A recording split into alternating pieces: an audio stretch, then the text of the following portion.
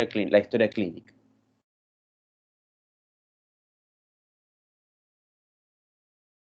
¿Sí me escucha?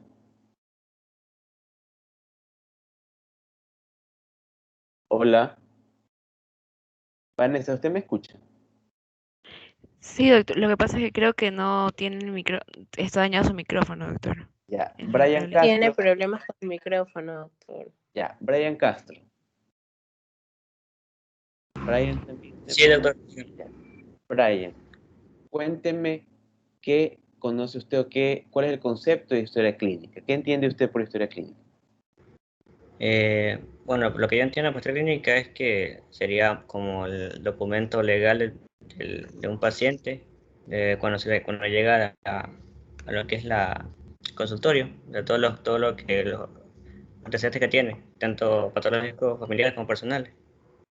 Ya, muy bien, exacto. O sea, no me ha dado un concepto definitivo, un concepto global, pero dijo una palabra importantísima y esa es la respuesta. La historia clínica es un documento médico legal que nace a partir de una atención médico-paciente, ¿no? Esta atención médico-paciente puede ser intrahospitalaria, puede ser de tipo ambulatorio, pero lo más importante es que es un documento médico legal, en el cual pues tienen que plasmarse todo el contenido de la historia clínica, datos de filiación, motivo de consulta, comienzo de evolución de la enfermedad, exámenes complementarios en sangre, exámenes complementarios por imágenes. Todo debe estar plasmado en la historia clínica porque es un documento médico legal. El dueño de la historia clínica, ¿quién es el dueño de la historia clínica, doctor Castro, para usted? ¿El paciente o la institución? Eh, la institución. Ya, eso. Nosotros de alguna manera podemos tergiversar ese concepto, pero el dueño de la historia clínica es el paciente. El paciente tiene todo el derecho a solicitar por completo la historia clínica, si haya estado un día, haya estado 24 horas, haya estado 10 minutos, 15 minutos en una institución, o haya estado ahora, porque estamos viendo lo de la COVID y que son muchas veces ingresos en pacientes complejos de larga data, a veces un mes, 2 meses, ha cursado terapia intensiva. Toda la historia clínica, el dueño de la historia clínica es el paciente, ¿no? Y tiene todo el derecho de solicitarla en cualquier momento y la institución tiene el deber de entregarse. ¿Ya? Normalmente en las clínicas privadas siempre cobran un rubro por la obtención de la historia clínica, no con el afán de un negocio, bueno, que a la larga igual termina haciéndolo, por decirlo así, viendo un poco más profundo, pero cobran es el valor de las impresiones, ¿ya? Pero en realidad el concepto que debemos tener es que la historia clínica es un documento médico legal que nace en la atención de médico-paciente, ¿ya? Y que el dueño de la historia clínica es el paciente, ¿no? Y representa siempre un documento médico legal por eh, alguna aparente mala práctica quirúrgica, por eso nosotros debemos detallar, inclusive la información que sea el familiar debe estar detallada en la evolución. Ahora a veces las historias clínicas electrónicas traen un segmento en donde manifiestan si se ha dado información o no al familiar. Y se tiene que poner que sí, obviamente un pequeño detalle de la información que se ha dado. Ya esto se ha aumentado a la historia clínica, sobre todo a la historia clínica electrónica en algunas clínicas, ¿no? Para dejarlo por sentado, ya sobre esta información, porque a veces hay pacientes o familiares, o hay pacientes que no tienen familiares, entonces la información se la da al propio paciente. Ya, algo más que les iba a decir con respecto a la historia clínica, bueno, que hay casos de la vida real que inclusive uno siempre así haga una atención ambulatoria y uno atienda a un paciente en su parte privada, en consultorio, igual debe estar asentada la historia clínica. Siempre deben tener un registro de historia clínica. ¿Por qué? Porque se ha dado el caso que a veces el paciente eh, a, se me ocurre que a las 4 de la tarde hubo un atropellamiento.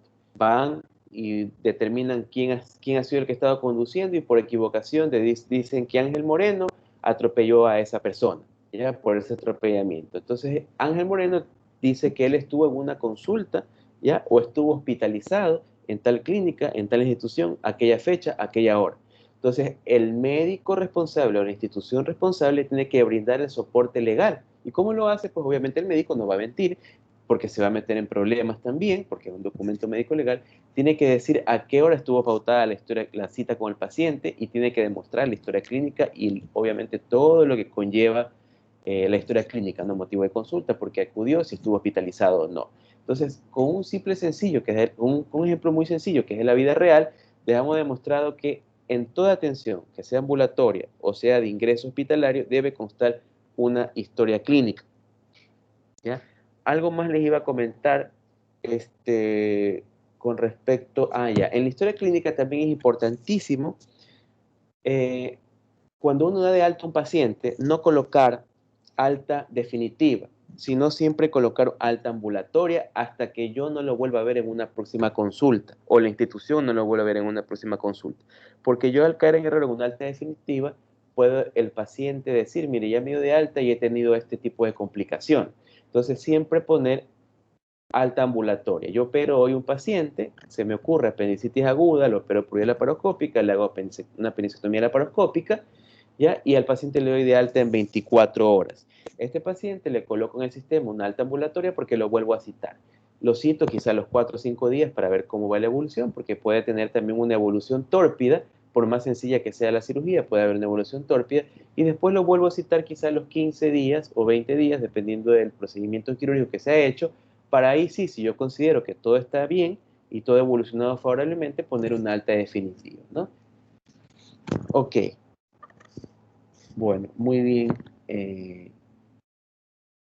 Brian.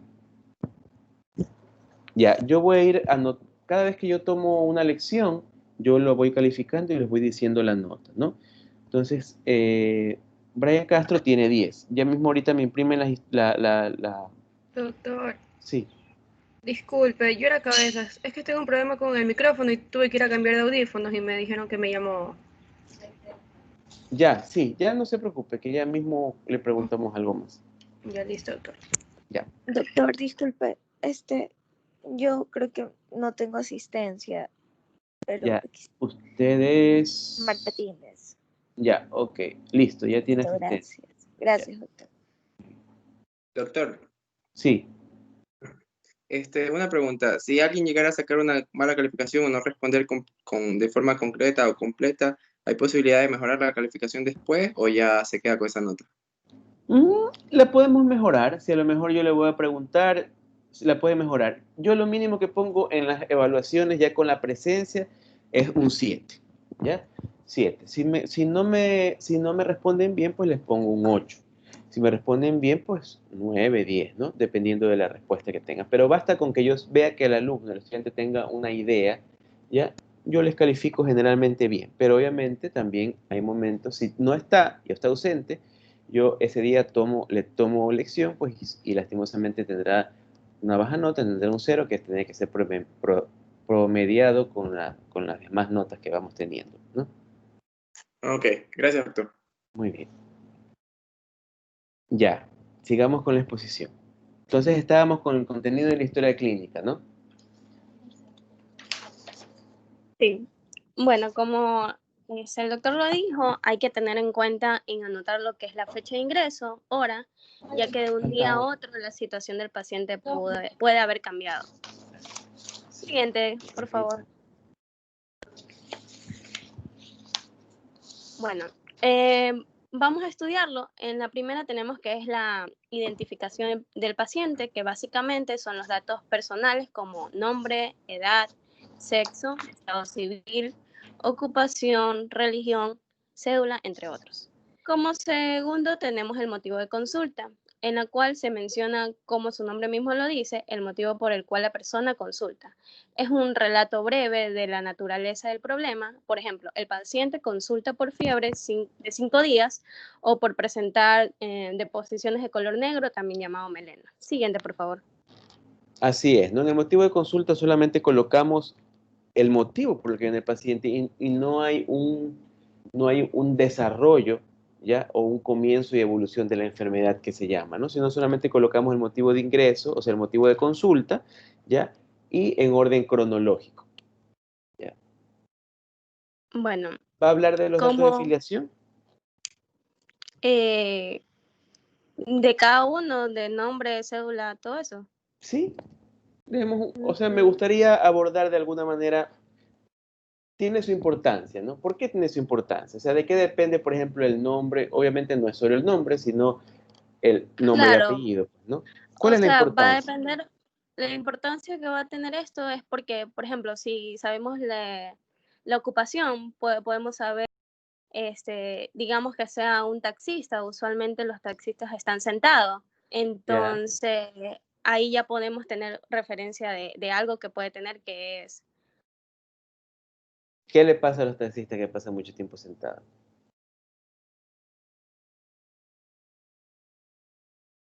Hemorroides. ¿Aló?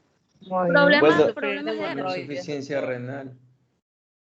Sí, bueno, en realidad, ¿saben que no es realmente, o sea, no hay una evidencia científica, ¿no? Pero generalmente está relacionado, sobre todo los conductores de bus, ya está relacionado, sí, a problemas proctológicos, ¿no? Pero no es algo científicamente comprobado. Por lo menos no hay un estudio que lo haya demostrado al 100%, pero sí, generalmente puede estar relacionado a problemas proctológicos, ¿ya? O a problemas urinarios también, ¿no? Porque ellos, al contener mucho tiempo la orina, quizá ustedes digan, bueno, pero está de un día, 2 días, no, pero aquellos conductores que tienen ya años trabajando de largos caminos, el hecho de no orinar ya cuando se debe puede terminar en una insuficiencia renal, ¿ya? Entonces sí te está relacionado la parte laboral, ¿sí? Porque, por ejemplo, si es que alguien trabaja cargando bultos, por ejemplo, el mismo peso puede provocar algún trastorno a nivel de columna. Desde el punto de vista quirúrgico, pues tiene tendencia, gracias Gita, tiene tendencia a hacer aumento de la presión intraabdominal y aparecen las hernias umbilicales, hernias inguinales, hernias epigástricas, hernias incisionales. Entonces, si yo he operado un paciente de cualquier procedimiento quirúrgico, se me ocurre una apendicectomía laparoscópica, que es un procedimiento mínimamente invasivo, simplemente, y aún así, yo el primer puerto, ¿ya? Que se llama T1, porque es el trocar número 1, yo lo pongo a nivel umbilical, ¿ya? Y si yo le doy, yo digo, bueno, este paciente ya lo operé, fue una apendicitis aguda de 24 de evolución, las fases de la apendicitis aguda son catarral, flemonosa, gangrenosa y perforada, el paciente estaba en una fase catarral, es decir, estaba dentro de sus 24 primeras horas, fue la apendicectomía sin complicaciones, le doy de alta el siguiente día. Y le digo, bueno, como fue una cirugía mínimamente invasiva, a los 15 días puede incorporarse a trabajar. Pero aún el proceso de cicatrización ya también depende del ejercicio físico que vaya a ejercer. Si es un paciente que trabaja cargando pesos, lo más probable es que este paciente al poco tiempo nuevamente me consulte ahora por una hernia umbilical, ¿ya? Entonces, ¿qué es lo que se hace? Averiguar justamente su lugar de trabajo, a qué se dedica, ¿ya? Para darle un reposo, quizás por 21 días, y después de eso hacer una carta dirigida a la institución donde trabaja, en donde se recomienda no ejercer fuerza, ¿ya? Y no hacer carga, por lo menos durante 50 días, 40 días, ¿no? Hasta que haya ya un proceso de cicatrización, porque después vamos a tener un paciente ya no con apendicitis agudas, pero sí con una hernia umbilical. Entonces, tiene su importancia los datos de filiación. El nombre y apellido, por ejemplo, hay pacientes de raza negra. ¿Se les ocurre algún apellido con raza negra, de raza negra? Hurtado. Ángulo. Corozo. Claro, así es, ¿no? O sea, Quiñones. nos De la acordamos de todos los jugadores de la selección que a la larga nos representan muy bien, pero la mayoría son de raza negra, ¿no? Entonces, estos apellidos de raza negra tienen sus trastornos, ¿de qué tipo? Hipertensión esencial. Exacto, tienen trastornos cardiovasculares, ¿no? Entonces, si yo voy a operar a un paciente de raza negra, yo tengo que hacer una valoración cardiológica. A veces hay pacientes jóvenes de raza negra que ya tienen su hipertensión arterial muchas veces asintomática, ¿ya? Entonces necesito hacer una valoración cardiológica, necesito hacer un electrocardiograma, ¿ya? Necesito inclusive mandarle un cardiólogo, monitorear su presión arterial, ¿ya? Sus tiempos de coagulación. Y también los pacientes de raza negra tienden a hacer, ¿qué trastornos en la piel? Cicatrices de tipo queloide. Exacto, los pacientes de raza negra hacen queloides. Entonces yo tengo que hablar con los familiares con anticipación y decir, bueno, el paciente que vamos a operar, que es su familiar, probablemente haga un queloide, ya porque está descrito, está descrito que en la literatura los pacientes de raza negra, pues sí, doctor, si justamente tiene una herida acá atrás en la espalda que una vez se cortó con una lata y tiene ahí una cicatriz bien fea, ok, entonces hay que tener mucho ojo después de la cirugía, puede ser un queloide, eso no es culpa del cirujano ni de la técnica quirúrgica, porque después, si ustedes no lo comentan con el paciente o con el familiar, imagínense que sea una paciente de raza negra y que sea modelo, y usted dice, bueno, le voy a hacer una cirugía laparoscópica mínimamente invasiva para que no le queden cicatrices, y después de un mes regresa a la consulta y dice, mire doctor, cómo me ha quedado usted la herida. Yo ahora, ¿cómo voy a modelar así si yo luzco o trabajo modelando ropa interior? Es su culpa, doctor. Entonces, si ustedes advierten, no tienen problemas. Entonces, esto nada más para ponerles un ejemplo de la vida diaria. ¿Ya? Siempre se habla con anticipación del familiar. Igual con los trastornos hipertensivos. Bueno, el paciente no tiene una evaluación cardiológica en adecuadas condiciones, sin embargo, un paciente de raza negra puede presentar un trastorno durante la cirugía, igual para eso estamos preparados, para manejarla, pero igual necesitan ustedes saberlo. En esta clínica contamos con terapia intensiva, Dios no quiere alguna eventualidad, pues aquí tenemos el área de terapia intensiva para poderlo manejar. Ya, en fin, si se habla, el paciente y el familiar está atento a los acontecimientos. Diferente que no se habla. Por ejemplo, en algún momento, con respecto a la información que se puede dar al familiar, a veces hay abdómenes que tienen, en el mismo caso, apendicitis aguda complicada, ¿ya? Ya está en su fase perforada, ha tenido 6, 7 días de dolor y nunca fue un médico o fue a la farmacia, recibió una medicación y ha estado tomando esa medicación. Llega al hospital y se encuentra perforado, ¿no? Un abdomen agudo perforativo. Y yo le digo, bueno, sí, ya la vamos a operar, pero yo no le he explicado los riesgos de esta cirugía. Es un paciente que ya tiene un tiempo de evolución de su proceso inflamatorio. Y muy probablemente esto puede terminar en una iliostomía, ¿ya? Es decir, abocar el ilion a la pared abdominal, porque voy a tener que llevarme no solo el apéndice, porque todo está digerido, y poner unos puntos en la base va a correr riesgo el paciente y voy a correr riesgo yo como cirujano, el paciente se me puede complicar. Entonces, él probablemente puede salir y defecar o hacer popó, porque a los pacientes hay que explicarles en el idioma que ellos pueden entender. Si a lo mejor tiene un familiar médico, se le puede decir, usted sabe, doctor, que puede terminar los riesgos de esta cirugía por el tiempo de evolución, puede terminar en una iliostomía, ¿ya? Entonces, dependiendo del estado o del nivel de conocimiento del familiar o del paciente, se puede hablar en el mismo idioma, ¿ya? O si no, se puede decir, bueno, puede salir con una de las tripitas haciendo popó por un lado, pegado a la pared abdominal, y va a tener que usar una funda de esas de colostomía, pero va a ser la tripita más fina que se le va a colocar en esto de aquí. Puede ser. Ojalá no lleguemos a ese extremo, pero usted lo tiene que saber. Entonces dicen, no, doctor, ¿cómo va a creer? Si es que es lo que hay que hacer. Bueno, está bien, ya está en sus manos, doctor. Pero si ustedes entran a operar un abdomen y sale con colostomía y es un paciente joven o a veces adulto mayor, los familiares van a decir, pero doctor, ¿qué pasó? Usted nunca me dijo que iba a salir así en estas condiciones. Ahora, ¿quién lo cuida? No tenemos para las fundas de colostomía. Casos de la vida real. ¿Ya? Bueno, volviendo a los datos de filiación, existen enfermedades propias de la edad también y propias del sexo. ¿En qué sexo ustedes creen que es más frecuente las patologías de vesícula? En las mujeres. En las mujeres. En las mujeres, exacto. A veces hay literatura que habla de 4-1, 5-1. Hay algunas que hablaban inclusive antes de 8-1. O sea, 8 veces más frecuente en la mujer o 4 o 5 veces más frecuente en la mujer que en el hombre. Y la edad más frecuente de las colecistitis o los procesos biliares en la mujer, ¿a qué edad se da? ¿Por encima de los 40 o por debajo de los 40? Por encima Mayor de a 40. Eso, Mayor a 40. la literatura habla más de 40, ¿no? Pero en la realidad nosotros recibimos más pacientes jóvenes con patologías vesiculares.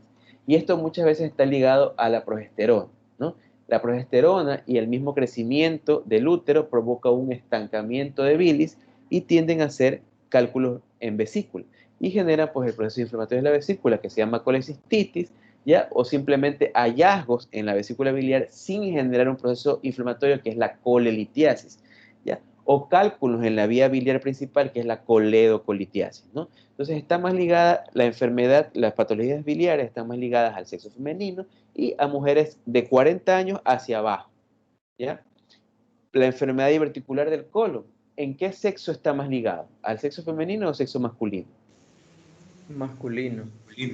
Masculino. Bueno, ahí hay una... Femenino. Exacto. Ahí hay una como un empate, por decirlo así, ¿no? pero siempre hay una tendencia al sexo femenino. ¿Por qué? La enfermedad diverticular del colon es la Porque son presencia... extrañidas, la mayoría de las mujeres. Exacto, así es. La enfermedad verticular del colon ya son herniaciones saculares, ¿no? Son sacos que se forman en la pared del colon, o sea, es hacia afuera, son herniaciones saculares, no contienen toda la pared del colon, contienen solamente mucosa.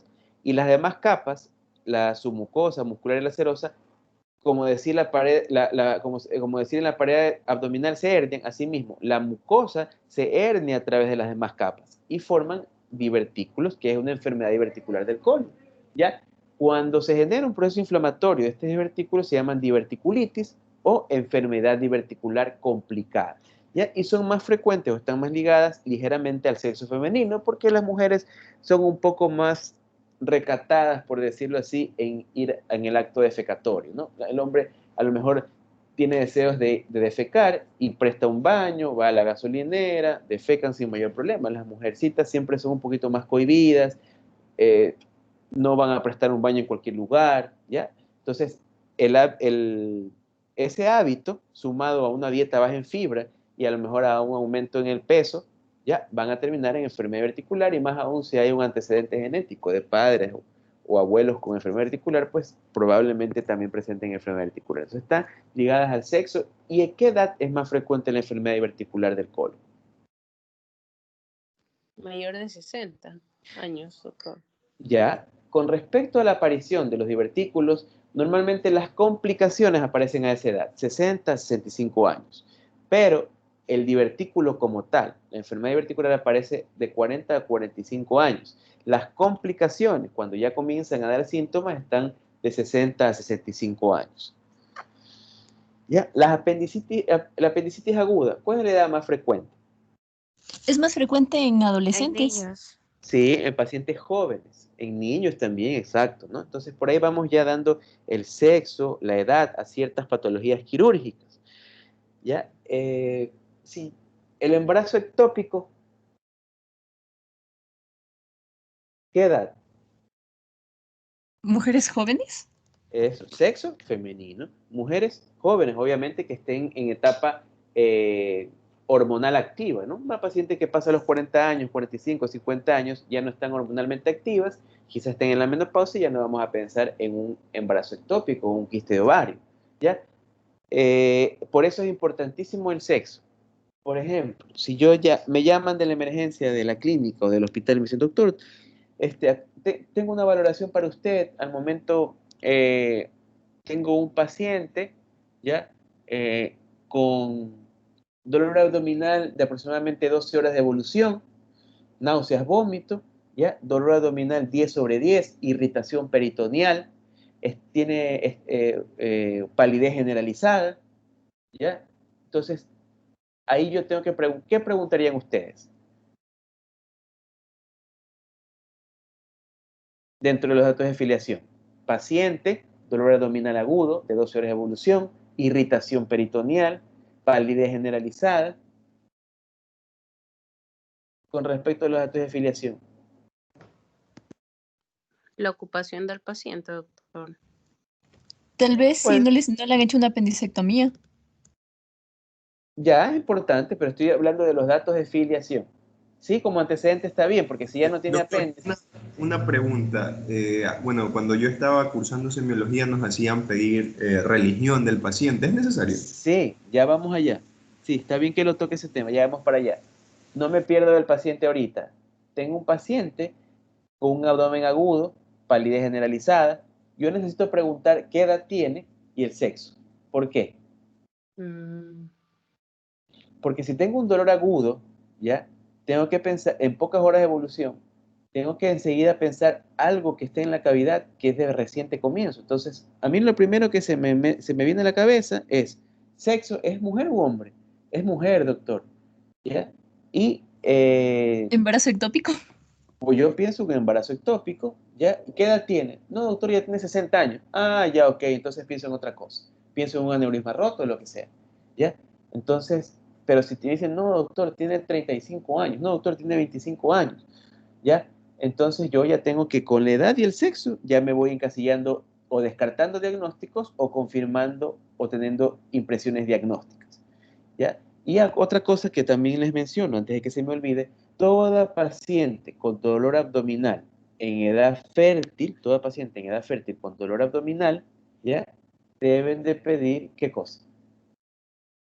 Prueba de embarazo. Prueba de embarazo. Así es. Prueba de embarazo, porque a veces hay mujercitas, o sea, hay pacientes de sexo femenino que tienen a veces 17, 18 años y van con toda la clínica de un embarazo ectópico, ¿no? Dolor abdominal agudo, de 12 horas de evolución, de 6 horas de evolución, palidez generalizada. ¿Por qué es la palidez? Por la pérdida. Por la pérdida de sangre. Exacto. Paciente hipotensa, taquicárdica, más frecuencia cardíaca mayor de 100, presión arterial de 90-60 o 80-40, palidez generalizada, taquicárdica, dolor abdominal con irritación peritoneal. Fecha de su última menstruación. Sí, doctor, si yo acabo de ver estoy menstruando, le dice. Si estoy menstruando, ayer terminé. ¿Ha tenido relaciones sexuales? No, doctor. Paciente de 17 años. No, doctor. No he tenido. Ya, ok. Bueno, igual, como ustedes ya saben, que toda paciente en edad fértil y con dolor abdominal tienen que pedir prueba de embarazo. Piden prueba de embarazo y sale positivo. Entonces, ¿cómo? Pues, ¿no? Entonces, hay dos pruebas de embarazo que se pueden medir, que se pueden pedir. Es la gonadotropina coriónica humana cuantitativa y cualitativa. La cuantitativa nos permite medir, como su nombre lo dice, cuantificar la carga hormonal. Y la cualitativa, ¿ya? ¿Qué tipo de hormonas hay en la sangre? ¿Ya? Entonces, la cuantitativa nos ayuda para medir el tamaño de tumores dependientes hormonales. La cuantitativa. La cualitativa nos permite medir si es embarazo o no. Entonces se pide una gonadotropina coriónica humana cualitativa. Sale positiva. Entonces yo me acerco donde la jovencita, donde la paciente, le digo, mire, acaba de hacer una prueba de embarazo positiva. Dígame, por favor, yo hago salir a todo el mundo y me quedo con la enfermera. Siempre cuando examinen a una paciente femenina, siempre quédense con una enfermera mujer o con una doctora mujer para que ella también sea veedora del examen físico que ustedes van a hacer a una paciente, porque no vaya a salir gritando del consultorio y va a decir, no, el doctor me quiso tocar, me estuvo examinando así, ¿y quién los defiende? En cambio, si ustedes tienen una compañera, una auxiliar, una licenciada femenina con ustedes, ella va a decir, disculpen, la paciente está mal, el doctor estaba haciendo su trabajo, él estaba examinando el abdomen, ¿ya? Siempre examinen siempre generalmente se hace el examen acompañado, ¿no? Más aún si es una jovencita, si es una paciente femenina, pues siempre con una mujer, puede ser otra compañera de ustedes, mujer, o puede ser una licenciada, una auxiliar. ¿Ya? Entonces usted se acerca donde la paciente y le dice, disculpe, dígame la verdad, mira, acaba de hacer una prueba de embarazo positiva. ¿Usted ha tenido relaciones? No, doctor, no he tenido. Bueno, aquí ha salido una prueba de embarazo positiva. Entonces, sí, doctor, la verdad es que tuve relaciones hace un mes con mi enamorado, pero mis papás no saben, por favor no les digan nada. Hay que decirles, lastimosamente hay que decirles. Ahorita yo voy a hablar con ellos y les voy a decir que no es momento de reproche ni discusión. Ahorita es su vida, ¿ya?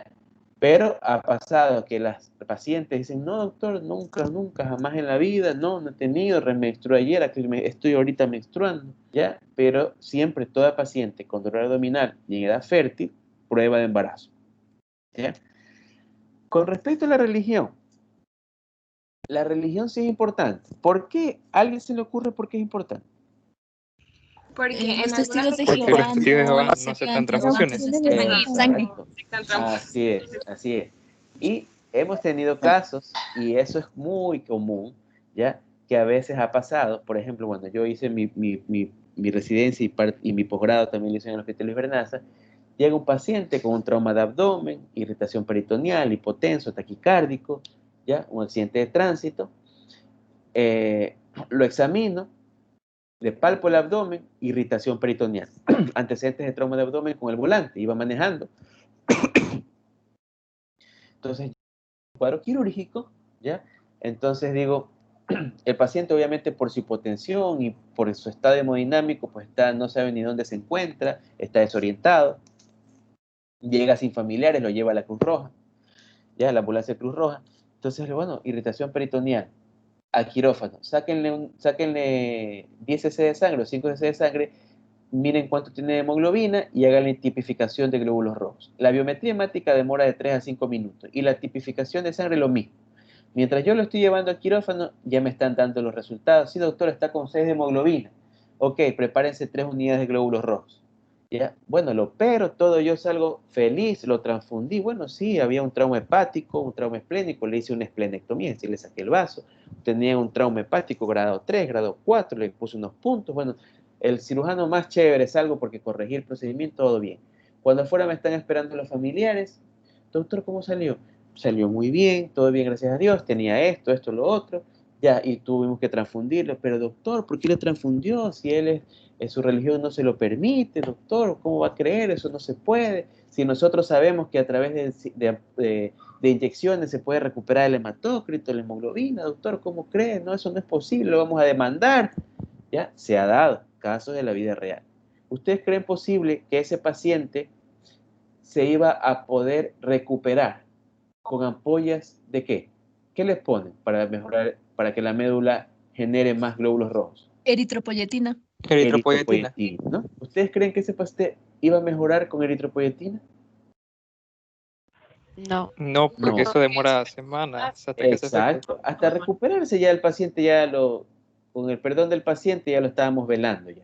Entonces, la sangre se repone con sangre. Sí, obviamente, si yo tengo un paciente que es testigo de Jehová o que a su religión no le permite y lo voy a operar de un tumor de colon o lo voy a operar de una colestectomía y a lo mejor creo que me va a sangrar y tenía 11 hemoglobina, lo preparo 2 semanas antes, 3 semanas antes, le mando eritropoyetina, obviamente durante la cirugía trato de que no me sangre nada, porque este paciente no desea transfusión.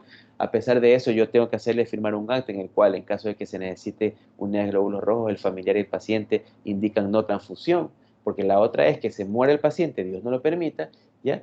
Y me va a salir otro familiar y digo, doctor, pero ¿cómo va a creer si a pesar de que la religión no lo permita, igual usted tenía que haberlo transfundido? Aquí está el documento que firmó el paciente y el familiar de no transfusión, ¿ya? Entonces, en todo eso hay que tener mucho cuidado. Entonces, por eso es los datos de filiación de mucha importancia, ¿no? Ya. Sigamos, doctor.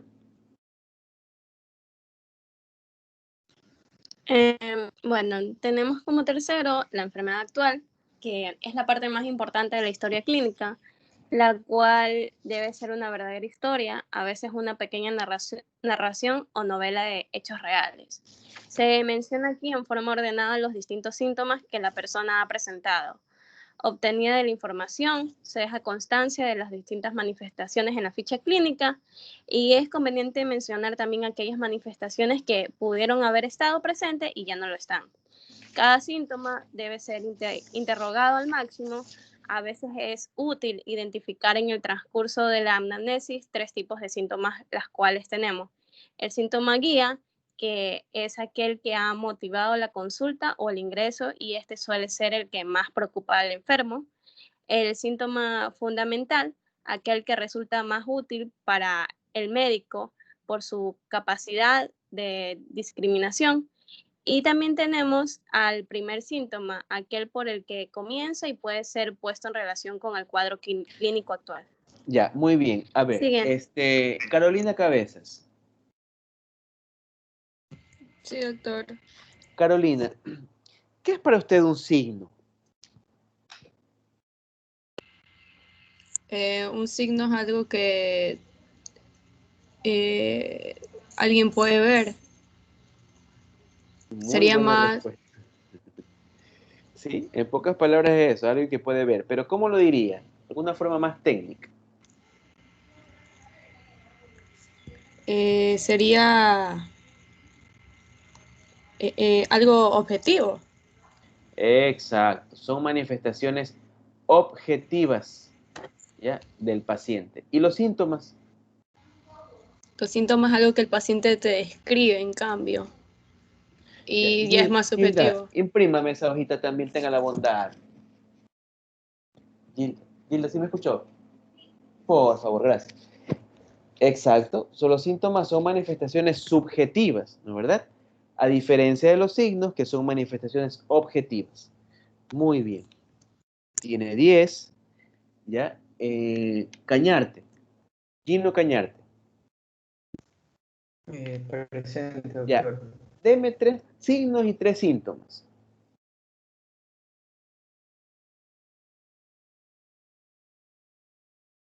Perdón, que no lo escuché bien. Se quedó Ya. muy entrecortado. Ya. Nómbreme 3 signos y 3 síntomas, sin googlear. 3 síntomas. Siente dolor de cabeza. Ya, dolor, síntoma. ¿Qué más? Un signo puede ser vómito. No, primero síntomas, vamos con síntomas. Dolor, ¿qué Ya, más? mareo, que Ya, no ¿cómo tiene lo- hambre, inapetencia. Muy bien. El mareo, ¿cómo lo diría un poquito más técnico?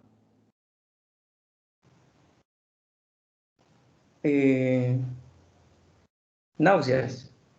No, pues.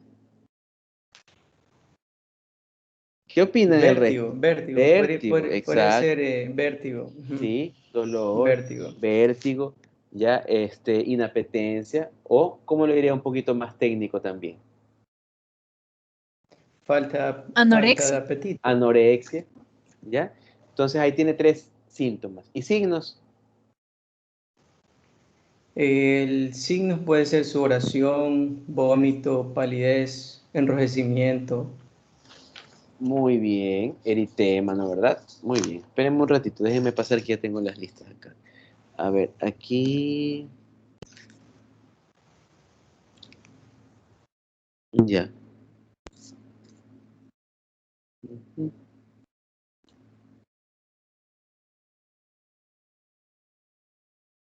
Descañarte, ¿no? Sí, Ya, tienen doctor. 10 los que hemos preguntado. Muy bien. Sigamos, doctora. Siguiente, por favor. Bueno, aquí el dolor es un síntoma importante de cómo deberíamos identificar todas las características de un dato aportado por el enfermo.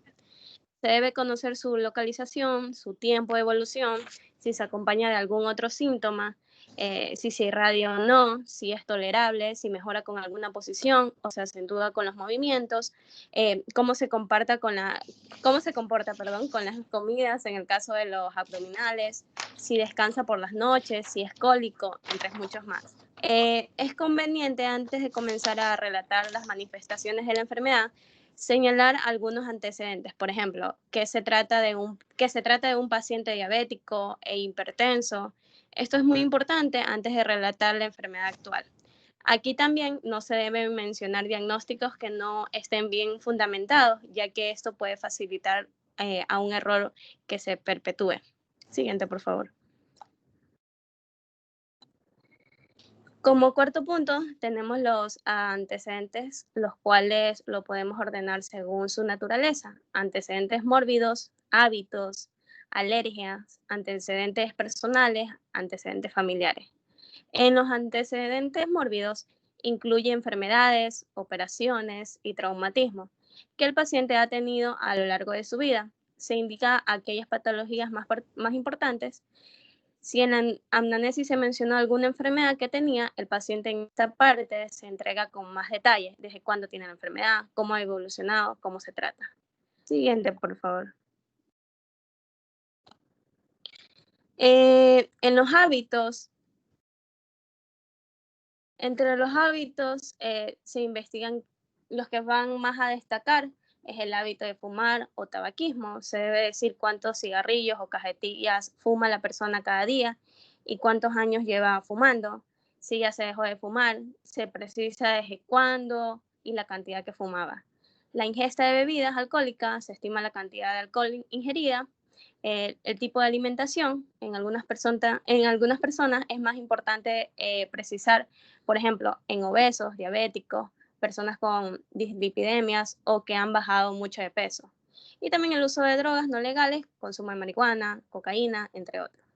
Es importante también identificar aquí los hábitos de los medicamentos que esté tomando el paciente y en qué cantidad. En algunos casos también se deben indicar los fármacos que el paciente recibió en los días o semanas anteriores. Siguiente, por favor. En tercero, tenemos las alergias entre los alergenos, que son las sustancias ante los cuales se desencadenan las respuestas alérgicas. Tenemos a los medicamentos, como a la penicilina o sus derivados, a la cefalosporina, fenitoína, carbamazepina. Usualmente las personas dicen ser alérgica a algún medicamento sin serlo, ya que en alguna ocasión experimentaron otros problemas. Sin duda, conviene no correr riesgo. Si se sabe que una persona es alérgica a algún medicamento, no se debe usar. También puede ser mediante alimentos, que en su mayoría se da por mariscos, nueces, maíz, huevos, leche, etc. También por sustancias en el ambiente, como el polen, ácaro, pasto, entre otros. Y también sustancias que entren en contacto con la piel, como el detergente, jabones, productos químicos, metales, látex. Siguiente, por favor. En los antecedentes personales, según el caso, se pueden incluir la composición familiar, tipo de casa, disponibilidad de agua potable, presencia de animales domésticos, nivel de educación, actividad laboral o profesión. Toda esta información servirá para conocer mejor al paciente como persona, saber con qué recursos cuentes para enfrentar su enfermedad, grado de apoyo familiar. Y en los antecedentes familiares se notifica la enfermedad que presenten o hayan presentado familias cercanos, la posibilidad que sean heredables. Entre enfermedades destacan hipertensión arterial, diabetes mellitus, antecedentes de enfermedades coronarias, cáncer de distinto tipo, enfermedades cerebrovasculares, alergias, asma, trastornos psiquiátricos, enfermedades genéticas, etc. Así es. Ahorita que mencionan los trastornos psiquiátricos, normalmente los medicamentos antidepresivos producen una elongación del tejido muscular del intestino y generalmente estos pacientes tienden a hacer dilataciones colónicas que en algún momento pueden tomarse y ser quirúrgicas, ¿ya? Entonces, los procesos obstructivos del colon, como decirlo así, porque existe una adinamia por esta elongación de las fibras musculares, puede estar relacionada también a la ingesta de medicamentos antidepresivos. Eso ténganlo en su mente, porque en algún momento de su vida van a tener un paciente con una gran dilatación del colon y se van a acordar de mí y tienen que preguntarle, ¿el paciente toma antidepresivos? Porque ya a veces hacen una tomografía con contraste y ni siquiera encuentran algo obstructivo, pero el paciente está en una adinamia del colon. El colon no se mueve por su elongación. Hacen una tomografía, una radiografía y se ve un colon súper distendido, como que estuviera obstruido en algún lado y provocara esa obstrucción, la gran dilatación. Pero a veces esa adinamia es provocada por los medicamentos antidepresivos. Es importante también los antecedentes quirúrgicos. No sé si los va a nombrar, pero los antecedentes quirúrgicos también son de gran importancia. Ya, paciente de aproximadamente 25 años de edad, con dolor abdominal en fosa ilíaca derecha, más náuseas, más vómitos, ¿ya? Antecedentes de, paciente de 25 años de edad, dolor en fosa ilíaca derecha, más náuseas, más vómitos, ¿ya? Al examen físico, ¿ya? Irritación peritoneal, dolor en fosa ilíaca derecha, ¿en qué piensan? Femenina. Apendicitis. Apendicitis. Si es mujer, aguda. de la obstrucción ovárica. Okay. Exacto, apendicitis aguda. Si es que no tiene apéndice, ¿en qué más piensan? Porque el paciente dice, no, doctor, si ya no tiene apéndice. Ah, bueno, entonces, bueno, porque usted podría ser una apendicitis aguda. No, doctor, si a los 8 años fue apéndice, ya a mi hija lo operaron, ya no tiene apéndice. ¿Qué más piensan? La doctora bien hernias inguinales. Puede haber una hernia inguinal, pero las hernias ¿Podría ser una obstrucción intestinal? Puede ser una obstrucción, pero usted dijo algo es un quiste de ovario. Diverticulitis. ¿Torsión de ovario? Una torsión de embarazo ovario, ectópico. un quiste de ovario, embarazo ectópico, ¿no? Entonces los antecedentes quirúrgicos, perdón,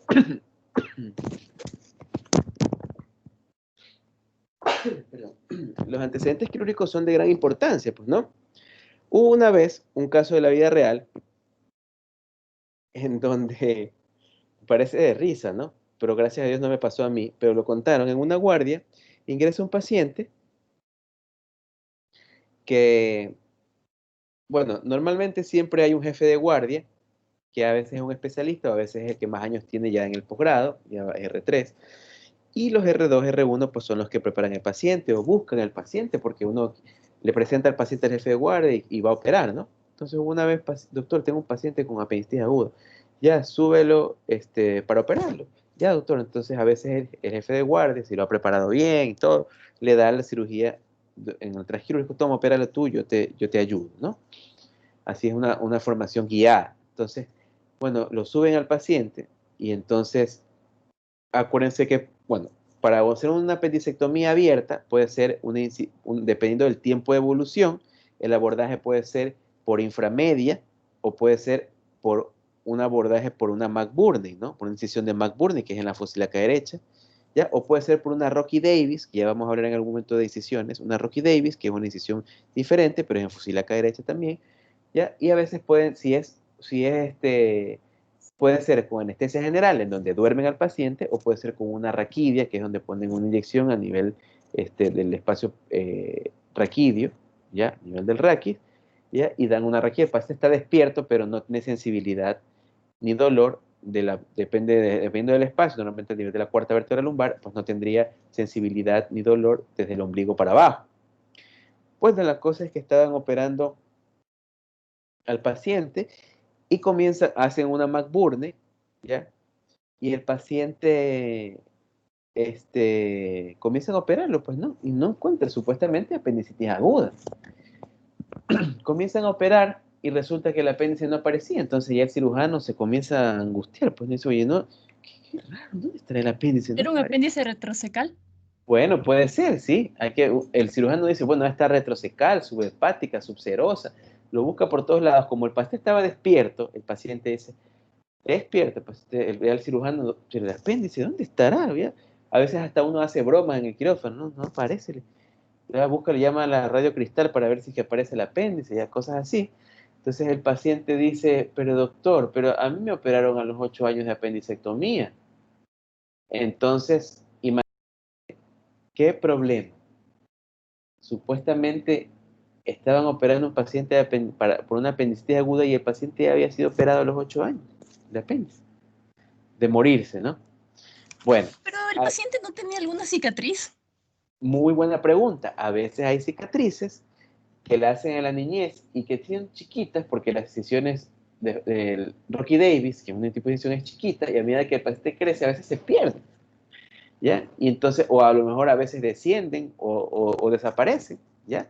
A veces quedan imperceptibles, ¿ya? Y no son acuiciosos en el momento del examen físico.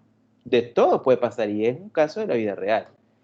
Entonces, bueno, no sé qué habrá pasado, se habrán inventado por ahí que tenían adherencias en esa zona, quién sabe qué se han inventado, pero esas cosas pueden pasar. Por eso los antecedentes quirúrgicos tienen que ser una buena historia clínica, ¿ya? Una buena historia clínica. O a veces hay pacientes con dolor en fosa ilíaca derecha, a veces en el sexo femenino hay una enfermedad que se llama EPI.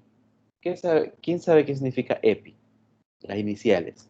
Enfermedad inflamatoria Enfermedad pulmonar pélvica. intersticial. Exacto, no, enfermedad pélvica inflamatoria, que son enfermedades ginecológicas propias de la mujer por vaginosis o vaginitis, que finalmente migran hacia la parte genital interna y acumulan algo de líquido con bacterias, ¿no? Entonces se llama enfermedad pélvica inflamatoria, y la enfermedad pélvica inflamatoria causa dolor también a nivel pélvico y puede confundirse con un cuadro quirúrgico, ¿ya? Y puede confundirse con un cuadro de apendicitis aguda, la enfermedad pélvica inflamatoria.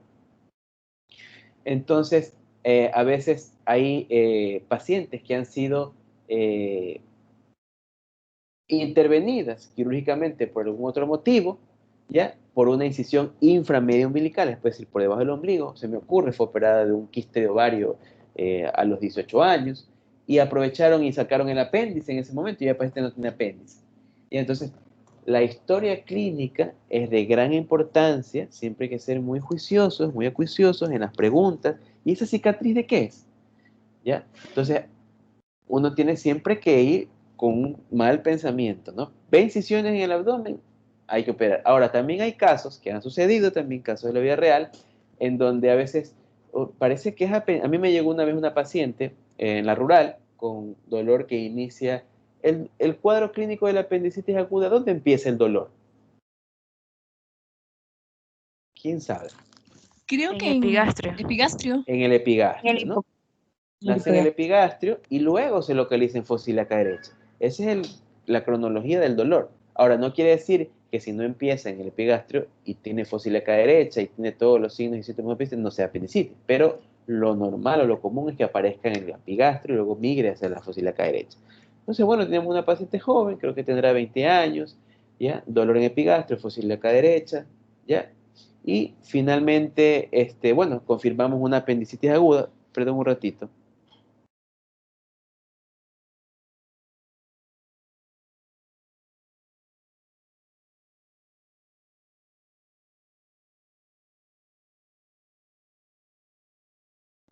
Entonces, bueno, dolor en fosa ilíaca derecha, migró, todo bien, apendicitis aguda. Y la paciente dice, pero doctor, a mí ya me operaron del apéndice. Y yo, ya lo operaron del apéndice. Bueno, me enfoco en el abdomen y digo, pero ¿a qué edad lo operaron? Porque no tiene ninguna cicatriz. No, es que a mí me operó el hermano Gregorio. ¿Habían escuchado eso alguna vez? No, doctor. Ya. Sí, es No, razón. doctor. Ya, eso hay. Entonces, eso sucede en la vida real. A mí me pasó que ellos a veces hay dolores abdominales por cualquier cosa. Habrá sido un quiste de ovario pequeño, quién sabe, o a lo mejor propio estaba en fase menstrual, un cólico menstrual, en fin.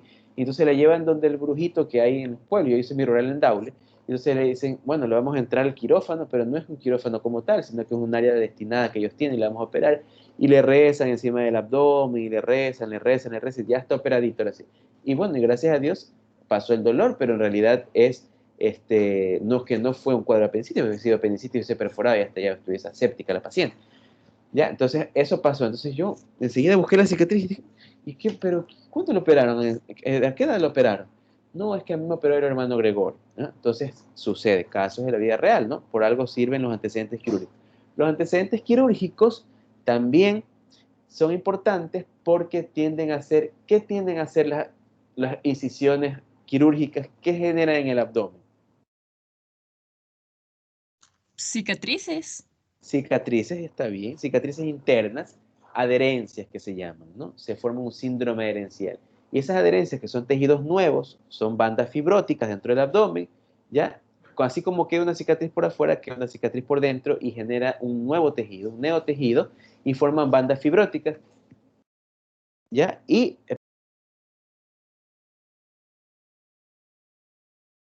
ya, bandas fibróticas, estos generan síndromes adherenciales.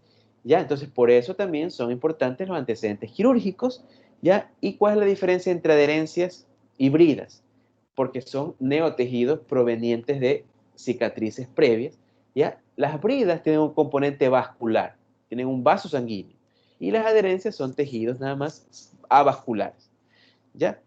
Ok, les voy a dejar una tarea, tienen 1 hora para hacerla, es una historia clínica de un paciente, van a averiguar signos y síntomas de un cuadro de apendicitis aguda.